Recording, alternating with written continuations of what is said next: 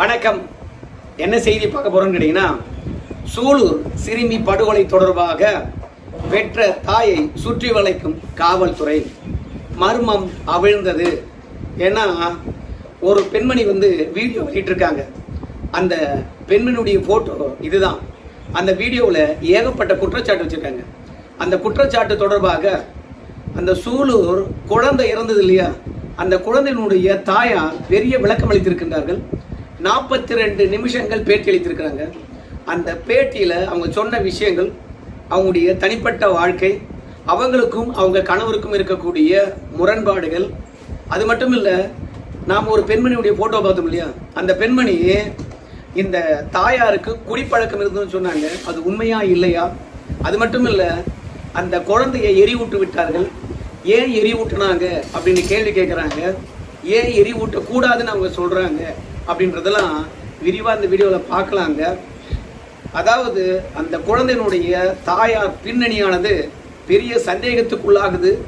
அது எந்த அளவுக்கு இந்த வழக்குக்கும் அந்த சிறுமியினுடைய மரணத்துக்கும் நீதி கிடைக்கிற மாதிரி அமைய போகுது என்றது தெரியல. எல்லாவற்றுக்கும் இந்த வீடியோவில் என்னுடைய கருத்து என்னன்றதை நான் சொல்ல போகிறேன். ஸ்கிப் பண்ணாத பாருங்க. அதுக்கு முன்பாக இது வரைக்கும் நம்ம சேனலை நீங்கள் சப்ஸ்கிரைப் பண்ணலன்னா மறக்காமல் சப்ஸ்கிரைப் பண்ணிக்கிட்டு சப்போர்ட் பண்ணுங்க. முதல்ல அந்த அம்மா பேட்டி எதுக்காக கொடுக்குறாங்க அப்படின்னு பார்க்கும்போது, குழந்தைய எரிவூட்டி விட்டார்கள், அது தப்பு அப்படிங்கிறாங்க.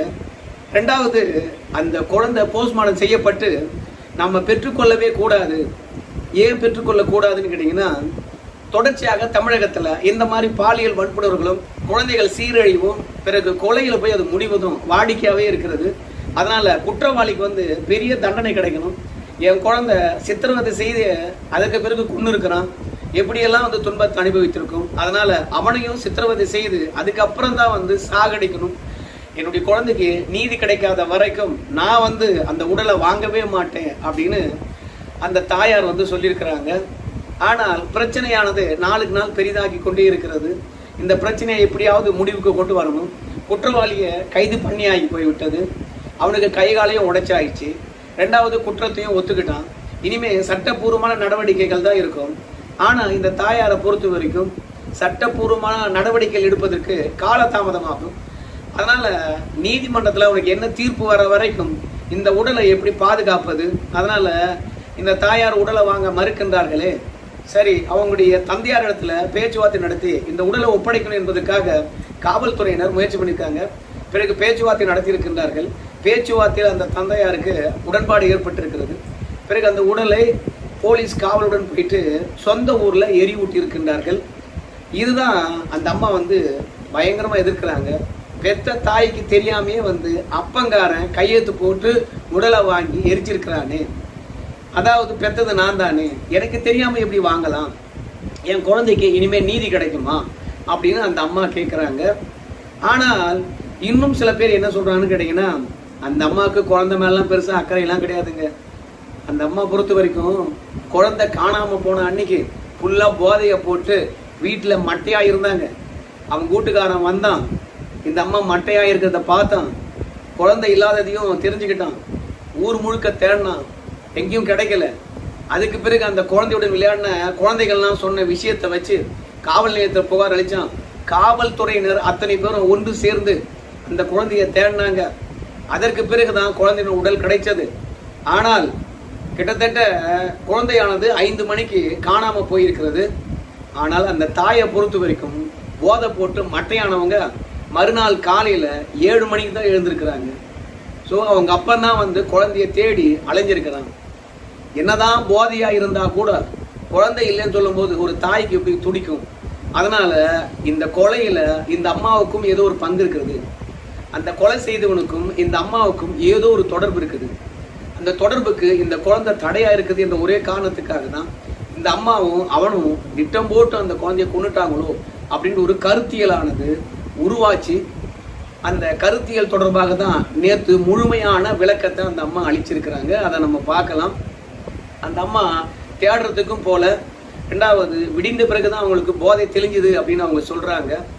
அதெல்லாம் காவல்துறையின் சந்தேகப்படுவதற்கு பெரிய எவிடன்ஸாக இருக்கிறது. பிறகு குழந்தைய தேடினாங்க, அதுக்கப்புறம் குற்றவாளியை கைது பண்ணாங்க. மீதி விஷயம்லாம் நம்ம சொல்லிட்டோம். குழந்தைய எரிச்சிட்டாங்க. அதனால இந்த அம்மா மீது பெரிய சந்தேகம் வர்றதுக்கு காரணமே வந்து இந்த அம்மா போட்ட வீடியோ தான். இந்த அம்மா பொறுத்த வரைக்கும் என்ன சொல்றாங்க கேட்டீங்கன்னா, அந்த குழந்தைய இந்த அம்மா கண்டுக்கிறதே கிடையாது, பெத்தவ கண்டுக்கிறதே கிடையாது. பொறிக்கு மேறி வீட்டுக்கு யார் வேணாலும் வருவாங்க, யார் வேணாலும் போவாங்க.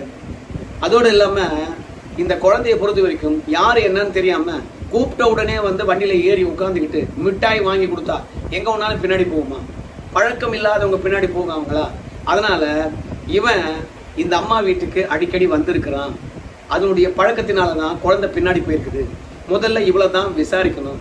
காவல்துறையினர் வந்தாங்க, இந்த அம்மா விசாரிச்சாங்க, 4 அப்புனாங்க அந்த குழந்தையினுடைய தாயார. நீலாம் ஒரு பெத்த தாயார், குழந்தை காணாம போயிருக்காங்க, போதை போட்டு பட்டுட்டு இருக்கிய அப்படின்னு கேட்டாங்க. தொடர்ந்து விசாரணை நடத்தணும். இந்த அம்மாவை பொறுத்த வரைக்கும் அவனுடன் தொடர்பு இருப்பதனால தான் குழந்தை இறந்தது. அது மட்டும் இல்ல, காவல்துறையினர் எவ்வளவோ கஷ்டப்பட்டாங்க, யாருமே தூங்கல. ஆனா பெத்த தாய் போதை போட்டுட்டு நைட்டு ஃபுல்லா தூங்கியிருக்காங்க. இவளுக்கு எப்படி தூக்கம் வரும்? குழந்தை இல்லாதது அவன் கணவன் வந்து சொன்ன பிறகும் இவளுக்கு எப்படி தூக்கம் வரும் அப்படின்னு அந்த அம்மா சொல்றாங்க. அதனால குடிச்சது உண்மையா அப்படின்னு கேட்கும்போது அந்த குழந்தையினுடைய தாயார் என்ன சொல்றாங்கன்னு கேட்டீங்கன்னா, நான்லாம் வந்து குடிக்கிற பழக்கம்லாம் கிடையாது. நான் வந்து குழந்தை காணாம போன அன்னைக்கு மதியத்துல படுத்து தூங்கிட்டேன். ஒரு 2 மணிக்கு நான் எழுந்த உடனே தொண்டை வரட்டலா இருந்ததா ஃப்ரிட்ஜை திறந்தேன். அங்க கருப்பா ஒரு பாட்டில்ல ஜூஸ் இருந்தது. அதை ஒரு மடங்கு குடிச்சேன். குடிச்ச உடனே மயக்கம் வந்துருச்சு, போய் படுத்துட்டேன். நான் வந்து அதிகமாக கூட குடிக்கல, குடிக்கும் போதே வந்து ஸ்மெல் வேற மாதிரி இருந்தது, வேற எதுவும் ஒன்று தெரிஞ்சுக்கிட்டு நான் வந்து கம்முன்னு போய் மயக்கம் வந்தோடனே படுத்துட்டேன் அப்படின்னு வந்து அந்த அம்மா சொல்றாங்க. அங்கதான் ஒரு பெரிய சந்தேகமே எழுது நம்மளுக்கு எல்லாம். ஒரு ஜூஸ் மாதிரி கருப்பாக இருக்கின்றத ஒன்றுத்த குடிக்கிறாங்கன்னு வச்சுங்களேன். அவங்க பெப்சின்னு நினைச்சு கூட குடிச்சிருக்கலாம், ஓகேங்களா? அந்த பெப்சிலேருந்து கெட்ட நாத்தம் வருது, குடிச்ச உடனே மயக்கம் வருது. அப்போ இவங்க என்ன பண்ணியிருக்கணும்? அக்கம் பக்கத்தில் இருக்கிறவங்க கிட்ட சொல்லணுமா இல்லையா? ஃப்ரிட்ஜில் எங்கள் வீட்டுக்காரன் என்ன ஒன்று ஜூஸ் வச்சுருந்தான், குடித்தேன், தலை வலிக்குது, தலை சுற்றுது, வாசனை வேற மாதிரி இருந்தது அப்படின்றத யாருக்கிட்டையாவது சொன்னாங்களா? அப்படி சொல்லாதவங்க அதை குடிச்ச உடனே போய் படுத்துக்கிட்டேன் அப்படின்னு சொல்லும் போது ஏதோ ஒரு சந்தேகம் எழுதுதா இல்லையா? நம்மளுக்கு கூட தேவையில்லாத ஒரு பொருளை குடிச்ச உடனே மயக்கம் வர மாதிரி இருக்குது, இல்லை கெட்ட நாத்தம் அடிக்குது அப்படின்னும் போது ஒரு பயம் ஏற்படுமா இல்லையா? அந்த பயத்தில் நம்ம என்ன பண்ணுவோம்? ஐயோ இதை குடித்தேன், இந்த மாதிரி ஒரு நாத்தம் அடிக்குது, எனக்கு தலை சுற்றுது அப்படின்னு அந்த பாட்டிலோடு கொண்டு போய் காட்டுவோமா இல்லையா? ஆனால் அந்த பாட்டில் அப்படியே ஃப்ரிட்ஜில் வச்சுட்டு இவங்க போய் படுத்து தூங்கிட்டாங்க. என்ன மாதிரியான பொய்? அதனால அந்த பெண்மணி சொல்ற மாதிரி இந்த பெண்மணிக்கு குடிக்கிற பழக்கம் இருக்கு. அது மட்டும் இல்ல, இந்த பெண்மணியுடைய அறையில நிறைய பீர் பாட்டில்லாம் இருந்ததை போட்டோ எடுத்து போட்டிருக்காங்க. அந்த அம்மா என்ன சொல்றாங்கன்னு கேட்டீங்கன்னா, ஏன் எங்க வீட்டுக்காரன் குடிச்சிருக்க மாட்டானா, நான் மட்டும் தான் குடிப்பேனா? ஆம்பளை இருக்கின்ற வீட்டுல ஆம்பளை குடிக்க மாட்டான், பொம்பளை தான் குடிப்பாளா அப்படின்னு அந்த அம்மா வந்து கேள்வி கேட்குறாங்க. அதுலேயும் லாஜிக் இல்லவே இல்லை. ரெண்டாவது, என்னங்க கொலை பண்ணவனுக்கும் உனக்கும் தொடர்பு இருப்பது போல சொல்றாங்களே அப்படின்னும் போது அப்படிலாம் ஒன்றும் இல்லைங்க. நாங்கள் வந்து வேற ஒரு வீட்டில் இருந்தீங்க, அதுக்கப்புறம் வீட்டை மாற்றிக்கிட்டு இப்போ கொலை பண்ணா இல்லையா, அவன் வீட்டுக்கு அருகாமையில் வந்தான். வந்து 1 மாதம் தானுங்க ஆச்சு. நாங்கள் வந்த உடனே 10 நாள் பொறுத்து அவன் வீட்டை காலி பண்ணிட்டான் அப்படின்னு சொல்கிறாங்க. எதற்காக இவன் வீட்டுக்கு அருகாமையில் இந்த அம்மா வந்தாங்க? வந்த உடனே அவன் ஏன் வீட்டை காலி பண்ணான்? காலி பண்ணவன் பக்கத்து தெருவுக்கு போகாம பக்கத்து காம்பவுண்டுக்கு போயிருக்கான். குறிப்பா இந்த அம்மா குடியிருக்கின்ற வீட்டுக்கு பின்னாடியே போய் அவன் இருக்கிறான். அது மட்டும் இல்ல, அவனுக்கும் உங்களுக்கும் பழக்கம் இருக்கதா அப்படின்னு கேட்கும்போது எனக்கு எந்த விதமான பழக்கமும் இல்லைங்க, அவனை பத்தி முழுசா எனக்கு தெரியாதுங்க. அவங்க கூட ஒரு பொம்பளை இருப்பதா சொல்றாங்க, கூட ஒருத்தன் இருக்கான்னு சொல்றாங்க. அப்படி கூட இருக்கிறவன் அந்த பொண்ணோட தம்பின்னு சொல்றாங்க, இல்ல அந்த கார்த்தின்னு சொல்றாங்கல்ல அவங்களுடைய ஃப்ரெண்டுன்னு சொல்றாங்க. எனக்கு விவரம் எதுவும் தெரியலிங்க அப்படின்னு இந்த அம்மா சொல்றாங்க. ஆனால் செய்தியாளர்கள் துருவி கேட்கும்போது கடைசியில ஒரு விஷயத்தை ஒத்துக்கிறாங்க. என்ன ஒத்துக்கிறாங்க அப்படின்னு பார்க்கும்போது, இந்த கார்த்திக்கும் இந்த அம்மாவுக்கும் ஏதோ ஒரு தொடர்பு இருக்கு. என்னன்னு பார்க்கும்பொழுது, இவங்க புதுசா குடி போனாங்க இல்லையா, அந்த வீட்டு ஓனர் வந்து இந்த குழந்தையினுடைய தாயார்கிட்ட ஒரு விஷயம் சொல்றாங்க. என்ன அப்படின்னு பார்க்கும்பொழுது, தபாருமா இந்த காம்பவுண்டுக்குள்ள அவன்லாம் வரக்கூடாது அப்படின்னு சொல்லிட்டாங்க, அதனால என் வீட்டுக்கு அவன்லாம் வர்றதில்லை அப்படின்னு வந்து சொல்றாங்க. அது மட்டும் இல்ல, அவன் வேற இடத்துல குடிபெயர்ந்து விட்டான் அப்படிங்கிறாங்க. அப்படின்னா அந்த வீட்டுக்கு ஓனர் வந்து இந்த அம்மா கிட்ட அவன் உள்ள வரக்கூடாது, காம்பவுண்டுக்குள்ளே வரக்கூடாதுன்னு சொல்றாங்கன்னா, அப்போ அடிக்கடி அவன் வீட்டுக்கு வந்திருக்கிறான்னு என்று அர்த்தம் தானே. ஆனா ஆரம்பத்துல அவனை பத்தி தெரியாது என்று சொன்னவங்க போக போக இதே பிரஸ் மீட்ல அவன் 2வது கல்யாணம் பண்ணியிருக்கான், கூட இருக்கிறவன் ஃப்ரெண்டு தான் அப்படின்ற விஷயத்தையும் முழுமையா சொல்றாங்க. அதுக்கு பத்திரிகையாளர் கேட்பாங்க, ஏமா ஆரம்பத்துல அவனை பத்தி ஒண்ணுமே தெரியாதுன்னு சொன்னவங்க இப்ப திடீர்னு அவன் 2வது கல்யாணம் பண்ணியிருக்கிறான், எங்க காம்பவுண்டுக்குள்ளேயே அவனை வர வேணான்னு சொல்லிட்டாங்க எங்க வீட்டு ஓனரு அப்படின்னு சொல்லும் போது, அப்படின்னா அடிக்கடி வந்தானா, அவனுக்கு 2வது கல்யாணம் ஆனது உனக்கு எப்படி தெரியும் அப்படின்ற முழு விவரத்தையும் கேட்குறாங்க. ஆனா அந்த அம்மாவால பெருசா விளக்கம் அளிக்க முடியல. அதுக்கு அவங்க என்ன சொல்றாங்கன்னு கேட்டீங்கன்னா, குழந்தைய தேடினாங்க நாங்க. அப்படி தேடும் போது இந்த கார்த்திக்கும் அவனுடைய ஃப்ரெண்டும் அவன் கல்யாணம் பண்ணியிருக்கான்ல அந்த பொம்பளை வந்து எங்களுக்கு உதவுற மாதிரியே நடிச்சாங்க. வேற ஒரு இடத்துல இந்த குழந்தை போனதாகவும் வேற ஒரு முதியவர் வந்து கூட்டு போனதாகவும் எங்களை திசை திருப்பினாங்க. அப்பதான் எனக்கு தெரியும் அவனுக்கு கல்யாணமானது விஷயமும் 2வது பொண்டாட்டி என்று தெரியும், மற்றபடி எனக்கு தெரியாது அப்படின்னு சொல்றாங்க இந்த அம்மா. இப்படி கல்யாணம் ஆன விஷயமானது உனக்கு தெரியும் இல்லையா, அப்ப அதை முதல்லயே சொல்லியிருக்கலாம் இல்லையா அப்படின்ற ஒரு கேள்வியை செய்தியாளர்கள் கேட்கிறாங்க. ஆனா அதற்கு பதில் இல்லை. ஆனா அந்த அம்மா வந்து இப்ப திடீர்னு பிரஸ் மீட் கொடுத்தது எதுக்குன்னு பார்க்கும்போது, அரசாங்கத்திடத்தில் இருந்து அந்த குழந்தை இருந்ததுக்கு நிதி கொடுத்துருக்காங்க. இந்த அம்மாவுடைய கேரக்டர் சரியில்லை என்பது பேட்டியிலே நம்ம தெரிந்து கொள்ளலாம். அதுக்கான பல விஷயங்கள் அங்க அந்த அம்மாவே வாய் விட்டு சொல்லியிருக்கிறாங்க. இருந்த ஒரு குழந்தையும் நம்ம இழந்து விட்டோம், இருக்கிற ஒரு பையனையும் நம்ம இழந்து விடக்கூடாது. அதனால அந்த அம்மாவுக்கிட்ட இருந்த ஒரு பையனை வாங்கிக்கிட்டு அரசாங்கம் கொடுத்த நிதியை எடுத்துக்கிட்டு அந்த குழந்தையினுடைய தந்தையார் வந்து சொந்த ஊருக்கு போயிட்டு இருக்காங்க. அதனாலதான் இந்த அம்மா என்ன சொல்லுதுன்னு கேட்டீங்கன்னா, குழந்தை செத்து போச்சு, பணத்தையும் வாங்கிக்கிட்டான், கூட இருந்த புள்ளையும் தூக்கின்னு போயிட்டான். அப்போ புள்ளைய பெத்த எனக்கு எந்த வித பங்கும் இல்லையா, பையனையாவது என்கிட்ட விட்டுருக்கணும், இல்ல அரசாங்கம் கொடுத்த பணத்தையாவது எனக்கு பாதி கொடுத்துருக்கணும், எதுவுமே கொடுக்காம தட்டியும் தூக்கி போயிட்டானே, குழந்தை எல்லாம் இத்தனை நாள் நான் தானே வளர்த்தேன் அப்படின்னு ஒரு ஆதங்கம் அந்த அம்மா கிட்ட இருக்குது. அதுக்காக தான் என்னை கேட்காம போஸ்ட்மார்ட்டம் பண்ணதுக்கும் கையெழுத்து போட்டாரு, என்னை கேட்காம பாடி வாங்குறதுக்கும் கையெழுத்து போட்டாரு, என்னை கேட்காம எரியூட்டவும் சம்மதம் தெரிவிச்சிட்டாரு. ஒரு தாய்க்கு தெரியாம இதெல்லாம் நடக்கலாமா அப்படின்னு வந்து இந்த அம்மாவுடைய ஒழுக்கு கேடை மறைப்பதற்காக குழந்தைய கண்ணும் கருத்துமா வளர்க்காம, 2வது ஒரு குழந்தைக்கு முதல் பாதுகாவலர் வந்து தாய் தானே. ஆனா இந்த தாய் அலட்சியமா இருந்ததும் அதன் மூலமாக இந்த அசம்பாவிதம் நடந்ததும் இந்த அம்மா ஒத்துக்கவே மாட்டாங்க. ஆனா எரியூட்டுறதுக்கு கையெழுத்து போடுறது தப்பு என்று சொல்லிட்டு போராட்டம் நடத்துறாங்க. இவங்க மீது அவதூறு பரப்புகின்றார்களாம். என்ன அவதூறு என்று பார்க்கின்ற பொழுது இந்த அம்மா குடிப்பாங்க, இன்னொருத்தரிடமும் இவங்களுக்கு தொடர்பு இருப்பது பற்றி வெளியே சொல்லிட்டாங்களாம். அதாவது பாதிப்படைந்த எங்க மீது இப்படி அபாண்டமா பழி சொல்லலாமா, நான் யாருடன் தொடர்புல இருந்தேன், ஏன் இந்த மாதிரி வந்து திசை திருப்புறாங்க, அரசாங்கத்தை காப்பாத்துறாங்களா, காவல்துறை காப்பாத்துறாங்களா, அந்த குற்றவாளியை காப்பாத்துறாங்களா அப்படின்னு சொல்லிட்டு இவங்க கேள்வி எழுப்புறாங்க. எங்களை தப்பா பேசுறது மூலமாக குற்றவாளியை காப்பாற்ற பாக்குறாங்க அப்படின்னு சொல்றாங்க. ஆனால் இந்த அம்மாவுடைய கடந்த கால வாழ்க்கை என்பது அவ்வளவு நாகரிகமானதாக இல்லை. எப்படின்னு பார்க்கும்போது இவங்க ஏற்கனவே வந்து தொழில் செய்யத்தான் வெளியூர்ல இருந்து வந்திருக்காங்கன்னு வச்சுங்களேன். அதாவது சேலம் மாவட்டத்துல இருந்து கோயம்புத்தூருக்கு வந்திருக்காங்க. அப்படி வந்தவங்க பக்கத்துல யாரோ ஒரு டிரைவர் இருந்திருக்காங்க. அந்த டிரைவருக்கும் இந்த அம்மாவுக்கும் ஏதோ ஒரு நெருக்கம் ஏற்பட்டது. அந்த நெருக்கத்தின் காரணமாக இந்த அம்மா கிட்ட இருந்த எல்லா நகையும் அந்த டிரைவர் கிட்ட கொடுத்துருக்காங்க. அந்த டிரைவரை பொறுத்த வரைக்கும் நகையை வச்சு வேற ஏதோ தொழில் பண்ணியிருக்காங்க. அந்த டிரைவருடன் இவங்களுக்கு நெருக்கம் இருந்திருக்கு. கணவருக்கு சந்தேகம் வந்துச்சு, இந்த அம்மாவை சொல்லிலாம் திருத்த முடியாது, எப்பா நீ குழந்தைய வச்சுக்கோ, நீ குடும்பத்தை பார்த்துக்கோ, நான் போறேன், உங்கள்கிட்ட எவ்வளோ சொல்லி பார்த்துட்டேன், நீ திருந்துற மாதிரி இல்லைன்னு சொல்லிட்டு அந்த தாயாரை வந்து கணவன் பிரிந்துட்டு போயிருக்கான். போய் 1 வருஷ காலமாக இவங்க 2 பேரும் பிரிஞ்சே வாழ்ந்துருக்காங்க. பிறகு ஊர்ல இருக்கிறவங்க பஞ்சாயத்து பண்ணி அந்த டிரைவர் கிட்ட சொல்லி நகையெல்லாம் மீட்டு கொடுக்க சொல்லி பிரச்சனையை தீர்த்து 2 பேரையும் ஒன்னா வந்து வாழ வச்சிருக்காங்க. ஆனால் இந்த விஷயத்த இந்த அம்மா இதுவரைக்கும் பிரஸ்ல சொல்லவே இல்லை.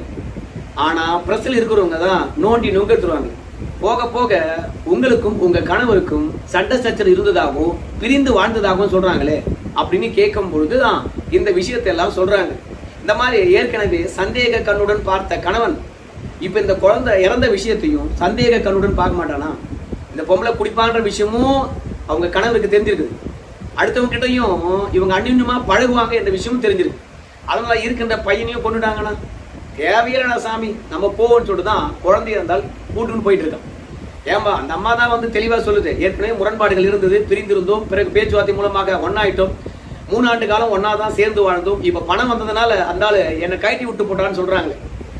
3 வருஷமா எந்த பிரச்சனையும் வரல இல்ல அப்படின்னு வந்து இந்த அம்மா கேட்கும் போதுதான் செய்தியாளர்களுக்கு ஒரு சந்தேகம் வரும். ஏன்னா இந்த பேட்டியை தொடர்கின்ற பொழுது தொடக்கத்திலே வந்து அந்த அம்மா கிட்ட ஒரு கேள்வி கேட்பாங்க, ஏமா உங்க கணவர் மீது பரபரப்பா குற்றச்சாட்டு வைக்கிறியே, உங்க கணவருக்கும் உங்களுக்கும் ஏதாவது பிரச்சனை இருக்குதான்னு சொல்லிட்டு இந்த பேட்டியினுடைய தொடக்கத்திலேயே கேட்பாங்க. அதுக்கு அந்த அம்மா சொல்லுவாங்க, எனக்கும் எங்க கணவருக்கும் எந்த விதமான பிரச்சனையும் இல்லை, நாங்க நெருக்கமா தான் வாழ்ந்தோம். இப்பதான் குழந்தை உடலை வாங்கினதுனாலையும் எரிவூட்டதுனாலையும் தான் வந்து எனக்கும் எங்க கணவருக்கும் பிரச்சனை, மற்றபடி எங்களுக்கு பிரச்சனையே இல்லை அப்படின்னு ஆரம்பத்தில் சொன்னவங்க. ஆனால் ஏற்கனவே இவங்க வாழ்க்கையில பல புயல்கள் வீசி இருக்குது, அடுத்தவங்க நம்பி இருக்கிறாங்க, அடுத்தவங்க போயிருக்காங்க அப்படின்ற விஷயமெல்லாம் வந்து பின்னாடி ஒத்துக்கிறாங்க. அப்போ இந்த அம்மா பேட்டியளித்த அத்தனை விஷயமும் வந்து நம்மளால நம்பிக்கைக்குரியதாக எடுத்துக்கொள்ளவே முடியல. குழந்தைக்காக இவங்க கஷ்டப்படுறாங்களா, இல்ல குழந்தைக்கு கொடுத்த பணம் எல்லாம் அப்பங்கார எடுத்து முட்டானு நமக்கு இல்லையே அப்படின்றதுக்காக இவங்க வருத்தப்படுறாங்களா என்று நமக்கு தெரியல. ஆக மொத்தத்துல இந்த அம்மா குழந்தைய சரியா பார்த்துக்கலன்றது நிஜமாகுது. ரெண்டாவது, கண்ணியமாக குடும்ப நடத்தல அப்படின்னு நல்லா தெரியுது. மூன்றாவது, இந்த அம்மா குடிக்க மாட்டேன் அப்படின்னு சொல்றதெல்லாம் பொய்.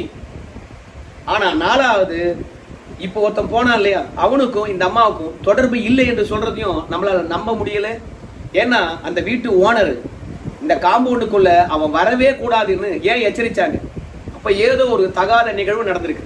ஆக மொத்தத்துல இந்த கொலைக்கும் இந்த அம்மாவுக்கும் தொடர்பு இல்லை என்றாலும் கூட இந்த அம்மா யோகியமானவங்க இல்லை அப்படின்றது மட்டும் நல்லா தெரியுது. காவல்துறையை பொறுத்த வரைக்கும் இந்த அம்மாவை வெளியே விட்டுருக்கிறாங்க, கண்டிப்பாக கண்காணித்து கொண்டு இருப்பாங்க. அப்படி கண்காணித்து கொண்டு இந்த அம்மாவுடைய ஆக்டிவிட்டிஸ் எல்லாம் கண்டுபிடிச்ச பிறகு இவங்களை தட்டி உள்ள தூக்கி வைப்பாங்க. ஸோ காவல்துறை இவங்களை சுற்றி வளைத்து கண்காணித்து கொண்டு இருக்கிறது. குழந்தை இறந்ததுக்கு பெற்ற தாயே காரணமாக அமைவதற்கான வாய்ப்பு இருக்கிறது. ஆனா இந்த பெண்மணிக்கும் பல பேர் வந்து பாத்தீங்கன்னா ஆதரவா பேசுறாங்க. அதெல்லாம் இந்த பெண்மணியை பற்றி உண்மை தெரியாம பேசுறாங்களா, இல்ல உண்மை தெரிஞ்சுதான் பேசுறாங்களா, குழந்தை பணந்து போச்சு இவனையும் உள்ள தூக்கி வச்சுட்டாங்க, என்ன பண்றது, காப்பாத்துறதுக்காக போராடுறாங்களா என்று நமக்கு தெரியல.